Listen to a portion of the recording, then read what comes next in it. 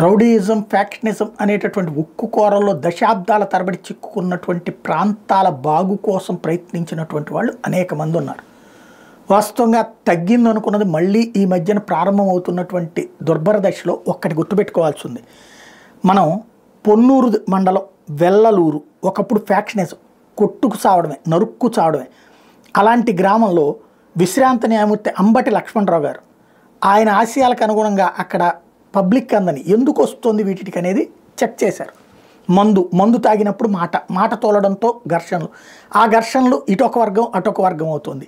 దాంతో మద్యానికి దూరంగా ఉండేలా అక్కడ ఉన్నటువంటి మహిళల్ని ఆయన ప్రోత్సహిస్తూ వచ్చారు. తద్వారా గ్రామ స్వరాజ్యం సాధిస్తాం అన్నటువంటి అక్కడ ఆ విధమైన సక్సెస్ అయ్యారు. 15 ఏళ్ల క్రితం వరకు ఆ గ్రామంలో స్వల్ప కారణాలతో చంపుకునేవాళ్ళు కాస్త కంట్రోల్ అయింది. వాస్తవానికి మద్యపాన నిషేధం అనేటటువంటిది అక్కడ జరుగుతూ ఉంది. ఇప్పుడు ఏమన్నా మరి మారిందో లేదో తెలియదు. ఒకప్పుడైతే అక్కడ ఆ విధమైనటువంటి కాన్సెప్ట్ని లక్ష్మణరావు గారు తీసుకొచ్చారు.